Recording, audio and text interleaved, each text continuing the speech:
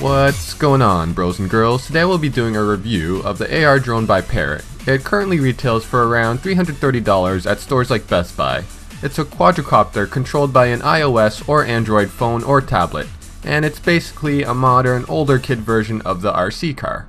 It's packaged very well and includes a lot of extras, and I've done an unboxing of this product as well.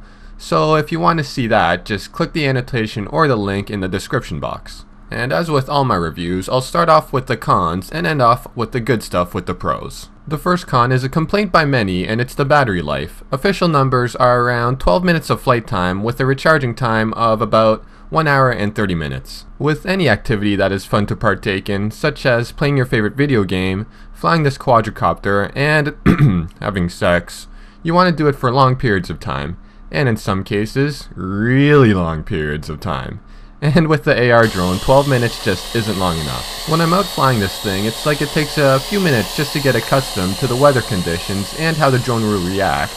Then by the time I've gotten a good gauge of that, I only really have around 10 minutes of flight time. Apparently, a lot of RC flying vehicles have similar flight times, and I've heard people just remedy this by having multiple batteries. However, an official battery costs about $30, and when you take into account the $330 initial price tag, that does add up. I know aftermarket batteries do exist that have longer flight times because of higher milliamp ratings, so in my opinion, I think either Parrot should include a more powerful battery with the drone, or if not that, even just throw in a second one. A second con is more for when you're a newer pilot, and it is the AR drone's sensitivity to changes in weather and flying conditions. When there's even just a small gust of wind, pretty much anything over 10 miles an hour, the drone does tend to get caught in it, and it's noticeably harder to control when carried in the draft. And if you're making sharp turns and get caught in this draft, you will probably lose control and crash it. However, once you adapt yourself to the weather conditions, you will be able to ride the winds fairly easily.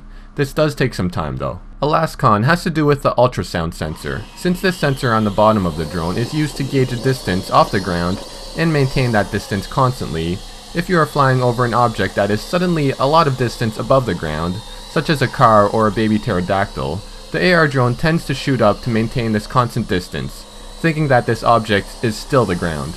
Also, the sensor does lose effectiveness above about 6 meters, and there's an altitude limiter that you must turn off if you want to go higher, since it's more unpredictable above this 6-meter height. So if you want to chase eagles, falcons, and Iron Man high in the sky with this thing, use at your own risk. Now onto the pros, the first of which is the drone's ease of use. Indoors and under ideal outdoor conditions, the drone is very easy to learn and fly. The controls are intuitive and easy to understand, and the quadricopter motor system, along with all the sensors including an ultrasound sensor, 2 gyros, and an accelerometer, allow you to easily maneuver and handle it. The AR drone is also easy to set up and get up and running. Basically, you unpack it, charge the battery, read a few pages in the manual, and you're all set to go. A second pro is its durability. When I first got the drone, I was a pure noob and I crashed it many times. I was a total idiot and did its first flight in my room, and it bumped all over my screens, hit my microphone, and almost knocked off my ceiling lamp before I could steady it. I even did stupid shit like fly it close to trees and get caught up in them. This resulted in numerous crashes obviously, yet the only damage is a few nicks on the polypropylene hull. Mechanically, it's still just as good as new, so it can definitely take a beating. This is not to say be a jackass and fly it 10 stories up with the pigeons and expect it to survive high crashes, cause like with any electronic device, it won't. But under normal common sense use, you'll be totally fine. And even if parts do happen to break, they are easily replaceable, and you can even buy single parts and fix it yourself, as opposed to buying a brand new drone for a single broken propeller, for example. And if it's too complicated to fix yourself, or you're just not comfortable with doing it, you can always send it to Parrot and let them do their repairs for a small fee. A last pro I want to note is the included features and accessories of the AR drone. In the box, you have everything to get you up and running, including a battery charger, adapter for other countries, and an outdoor and indoor hull. You also get a few extras like colored stickers to play the 2-player drone game, and a box that doubles as both a storage case and a landing pad. With the vehicle itself, it's basically a flying high-tech computer. It produces its own Wi-Fi signal, which lets you connect your controlling device. It has 4 sensors, 2 cameras, and autopilots itself into a steady hover if you let go of the controls.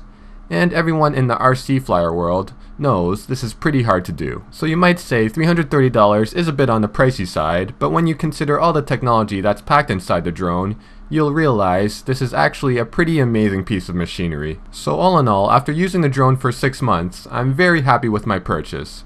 For hobbyists and tech enthusiasts alike, I think if you're in the market for an RC flyer, skip those cheap, hard to control helicopters that go all over the place and definitely consider an AR drone. It's easy to control, feature packed, and durable, and the replaceable parts do help offset the initial price.